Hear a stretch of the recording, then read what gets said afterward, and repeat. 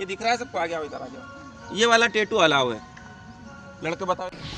दोस्तों एक बार फिर से स्वागत है आपका प्रजापति न्यूज में। दोस्तों बोर्ड के एग्जाम लगभग खत्म हो चुके हैं और आधे के तो रिजल्ट भी आ चुके होंगे। जिनके नहीं आए उनके आने वाले होंगे और हमें पूरी उम्मीद है आप अच्छे नंबरों से पास होंगे। लेकिन क्या कभी आपने सोचा है कि 12वीं पास करने के बाद आप भारत की पुलिस फोर्स ज्वाइन करेंगे? क्योंकि 12वीं के बाद आप किस तरह पुलिस बन सकते हैं, खाकी वर्दी पहनकर देश की रक्षा कर सकते हैं, ये सब कुछ हम आपको बताएंगे आज की इस खास वीडियो में। हम आपको भारत में पुलिस ऑफिसर बनने के लिए क्या क्वालिफिकेशन चाहिए, एज लिमिट क्या होनी चाहिए, किस तरह के फिजिकल टेस्ट होते हैं, ट्रेनिंग में क्या क्या होता है, प्रमोशन कैसे मिलता है और एक पुलिस ऑफिसर की सैलरी क्या होती है, ये सब कुछ बताने वाले हैं। बस मेरे यानी अपने दोस्त विशाल प्रजापति के साथ वीडियो में अंत तक इसी तरह बने रहिए। लेकिन हाँ, वीडियो शुरू करने से पहले एक छोटी सी रिक्वेस्ट है। वीडियो के नीचे रेड कलर का सब्सक्राइब बटन दिख रहा होगा, उस पर क्लिक करके सब्सक्राइब कर लें और साइड में बेल आइकॉन भी दिख रहा होगा, उस पर भी क्लिक कर लें ताकि आपको वीडियो मिले सबसे पहले। दोस्तों सबसे पहला सवाल आता है कि हम पुलिस कैसे बने। तो पुलिस बनने से पहले आपको ये समझना होगा कि पुलिस की कई सारी पोस्ट होती है, जैसे कि constable, sub inspector, DSP, SP वगैरह वगैरह।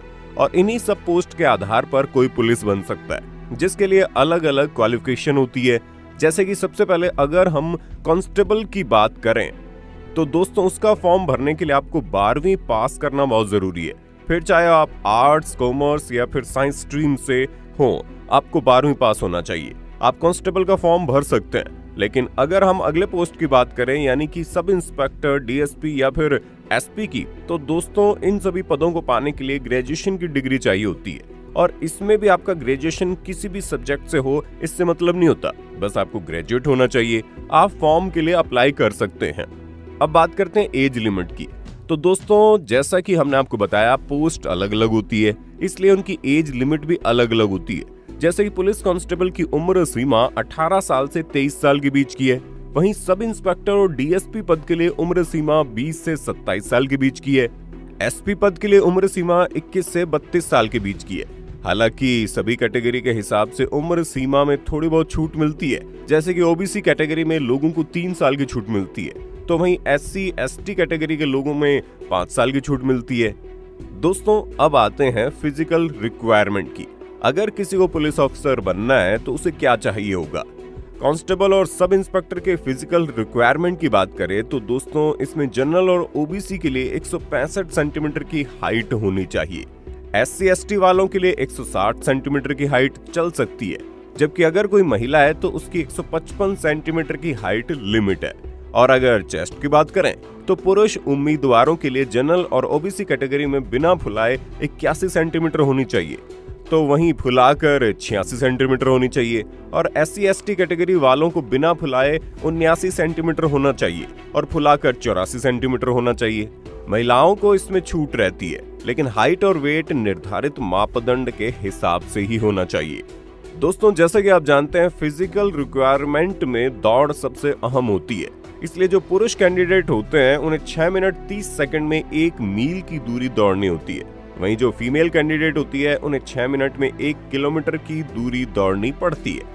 अब जान लेते हैं हाई जंप और लॉन्ग जंप के बारे में, क्योंकि जो पुरुष कैंडिडेट होते हैं उनके लिए हाई जंप 4 फीट की होती है और फीमेल कैंडिडेट के लिए 3 फीट की होती है। वहीं जो लॉन्ग जंप होती है वो पुरुष कैंडिडेट के लिए 12 फीट की होती है, तो वहीं फीमेल कैंडिडेट्स के लिए 9 फीट की होती है।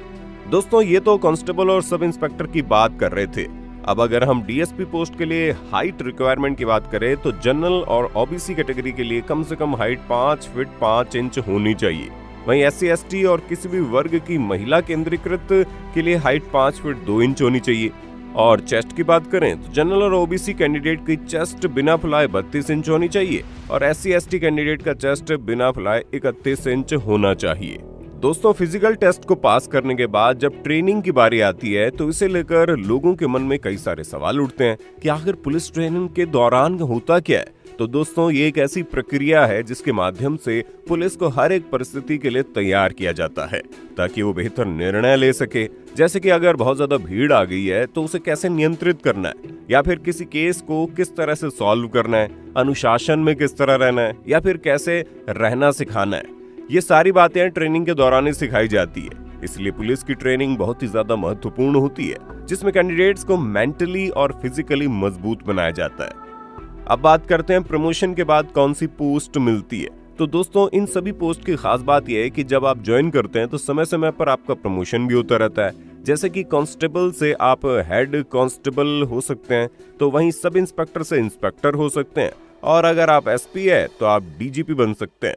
और ये सब कुछ आपके काम करने पर निर्भर करता है। अगर आप अच्छा काम करते हैं तो बहुत ही जल्दी अपने एरिया से क्राइम को कम कर देते हैं, तो आपका प्रमोशन जल्दी जल्दी होता है। लेकिन अगर आप ठीक तरह से काम नहीं करते तो आपका प्रमोशन लटका ही रहता है। फिर आइए अब थोड़ा सैलरी के बारे में जान लेते हैं। दोस्तों सैलरी की बात करें तो हर कोई ये जानना चाहता है कि पुलिस ऑफिसर की सैलरी कितनी होती है। ये तो आप जानते हैं कि हर पोस्ट के लिए सैलरी अलग अलग मिलती है, जहाँ ये सैलरी अलग अलग स्टेट यानी राज्यों के हिसाब से थोड़ी ऊपर नीचे हो सकती है। लेकिन अगर हम एवरेज तौर पर सैलरी की बात करें तो दोस्तों पुलिस कांस्टेबल की शुरुआत में 25 से 28,000 के बीच में ही सैलरी होती है। सब इंस्पेक्टर की सैलरी 35,000 रुपए के आसपास होती है। वहीं डीएसपी की सैलरी 55,000 से भी ज्यादा हो सकती है, और जो एसपी होते हैं उनकी सैलरी 75,000 के करीब मिलती है। यहाँ हम आपको एक और बात बताना चाहेंगे, इन सब की ऑफिशियल सैलरी होती है, इनकी इन हैंड सैलरी थोड़ी अलग हो सकती है। अब आप ये जान गए कि पुलिस ऑफिसर बनने के लिए क्या क्या चाहिए, लेकिन इसकी तैयारी कैसे करनी है ये बहुत से लोगों को समझ ही नहीं आता। तो दोस्तों किसी भी एग्जाम को क्लियर करने के लिए आपकी तैयारी सिलेबस के हिसाब से होनी चाहिए, तभी आप उस इम्तिहान को पास कर पाएंगे। इसलिए आपको ये ध्यान रखना होगा कि आप जिस किसी भी पोस्ट के लिए फॉर्म भर रहे हो उसकी ऑफिशियल वेबसाइट से उसका सिलेबस जान लो और फिर अपनी पोस्ट के हिसाब से तैयारी करो। उम्मीद है ये वीडियो आपके लिए काफी कारगर रहा होगा। बाकी आपका वीडियो पर क्या ख्याल है कमेंट में बताइए, और इसी तरह की वीडियोस को देखते रहने के लिए हमारे चैनल को सब्सक्राइब करना ना भूलें। और हाँ, हम फिर मिलेंगे नई वीडियो में, तब तक के लिए जय हिंद जय भारत। दोस्तों आपकी स्क्रीन पे 2 और वीडियोस दिख रही हैं, जिसे देखने के लिए आप इस स्क्रीन पर क्लिक करें। दोनों देखिएगा, बहुत अच्छी वीडियो बनी है।